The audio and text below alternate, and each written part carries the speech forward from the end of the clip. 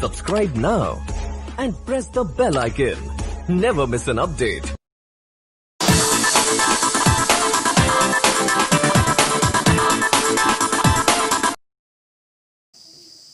Hello everyone.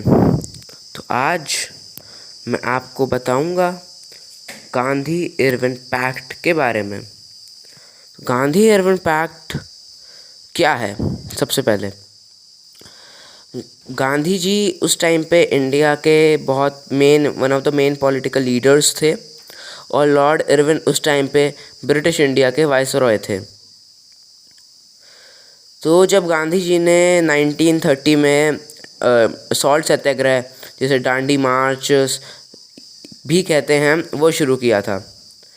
क्यों शुरू किया था? क्योंकि ब्रिटिश ने सॉल्ट पे टैक्स लगा दिया था और जो कि वो बहुत महंगा हो गया था। सॉल्ट एक बेसिक नीड है, तो एक अफोर्डेबल प्राइस पे मिलना चाहिए। तो इसलिए गांधी जी ने डांडी मार्च या सॉल्ट सत्याग्रह शुरू किया। तो चलते चलते 1931 तक 10,000 से ज़्यादा लोग जेल में थे और सॉल्ट सत्याग्रह को एक वर्ल्ड वाइड पब्लिसिटी मिल गई थी। तो लॉर्ड इरविन चाहते थे कि कुछ भी करके मतलब इस सॉल्ट सत्याग्रह को ख़त्म किया जाए। और ब्रिटिश ये भी चाहते थे कि इंडियन नेशनल कांग्रेस का कोई representative second round table conference में भी पार्ट ले। तो फिर गांधी जी उस टाइम पे जेल में थे, तो उनको कस्टडी से रिहा किया गया। और फिर दोनों लॉर्ड इरविन और Mahatma Gandhi they both started negotiating the terms of the pact. तो कंडीशंस क्या थी? कंडीशंस कांग्रेस ने क्या रखी थी ब्रिटिश के सामने? कांग्रेस के ऊपर बैन लगा दिया गया था। जो ऑर्डिनेंस प्रोसिक्यूशन पास किए गए थे ब्रिटिश ने, तो वो चाहते थे कि ये सब कुछ हटा दिया जाए, जो बैन हटा दिया जाए, जो कांग्रेस के राइट्स का कर रहा था वो हटा दिया जाए। सेकंड, जो टैक्स लगाया था सॉल्ट के ऊपर से, वो ब्रिटिश टैक्स हटा दे और सॉल्ट को डोमेस्टिक यूज़ कर सकते हैं सॉल्ट का। थर्ड, कि जितने भी पॉलिटिकल प्रिजनर्स हैं उनको जेल से छोड़ दिया जाए। फोर्थ, भगत सिंह जिनको फांसी होने वाली थी, जिन्होंने सेंट्रल असेंबली में बॉम्ब फेंका था, तो इसलिए उनको फांसी होने वाली थी।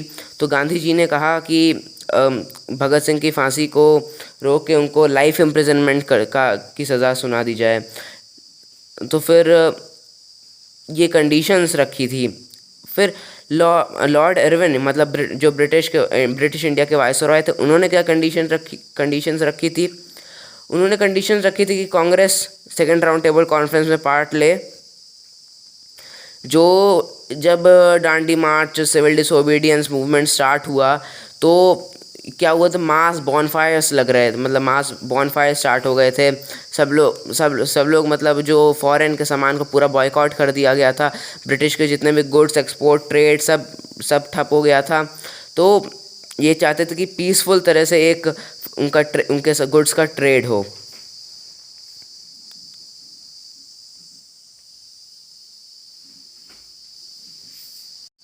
हाँ, तो ये कंडीशंस रखी थी ब्रिटिश ने। तो जब ये जो इंडिया में भी कई ब्रिटिश ऑफिशियल्स और ब्रिटेन में भी कई ब्रिटिश ऑफिशियल्स इस मतलब पूरे पैक्ट से जो टर्म्स से सब हो रहे थे, ये जो सीरीज़ ऑफ इवेंट्स से ये नाराज़ थे, ज़्यादा खुश नहीं थे। विंस्टन चर्चिल ने पब्लिकली एक स्टेटमेंट दिया था कि एक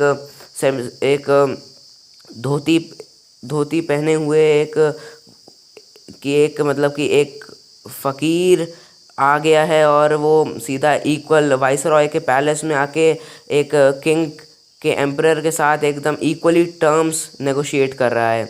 तो वो नाखुश थे। फिर जब ब्रिटेन से जो उस टाइम के प्रेसिडेंट विंस्टन चर्चिल ने जब एक फाइनल टर्म्स इस पैक्ट के, जो क्या क्या हुआ था पैक्ट में, वो सब जब ये लिस्ट भेजी, तो उसमें जो भगत सिंह, उन्होंने सीधा मना कर दिया था कि भगत सिंह को फांसी ही होगी। और क्या क्या टर्म्स में पैक्ट में क्या क्या उन्होंने राइट मतलब जो बैन लगाया था कांग्रेस के ऊपर से वो हटा दिया जाएगा। सेकंड, जितने भी पॉलिटिकल प्रिजनर्स थे जो वायलेंस में इन्वॉल्व नहीं थे उन सबको जेल से छोड़ दिया जाएगा। और सबसे इम्पॉर्टेंट जिसके लिए सब कुछ हुआ, जो सॉल्ट के ऊपर टैक्स लगाया था वो टैक्स ब्रिटिश हटा देंगे और इंडियंस सॉल्ट का डोमेस्टिक यूज़ कर सकते हैं। इंडियन सॉल्ट ट्रेड कर सकते हैं, बेच सकते हैं, ख़रीद सकते हैं, वो कर सकते और सॉल्ट एक चीप प्राइस पे अवेलेबल होगा। और सबसे इम्पोर्टेंट जो ब्रिटिश ने बोला कि मतलब गांधी जी को, कांग्रेस को, ये जो सिविल डिसोबीडियंस मूवमेंट जैसे सॉल्ट सत्याग्रह या दांडी मार्च ये ख़त्म करना होगा। तो ये पैक्ट साइन कब हुआ? ये पैक्ट साइन हुआ 5 मार्च 1931 को। हाँ, तो आशा करता हूँ कि आपको ये वीडियो अच्छा लगा हो।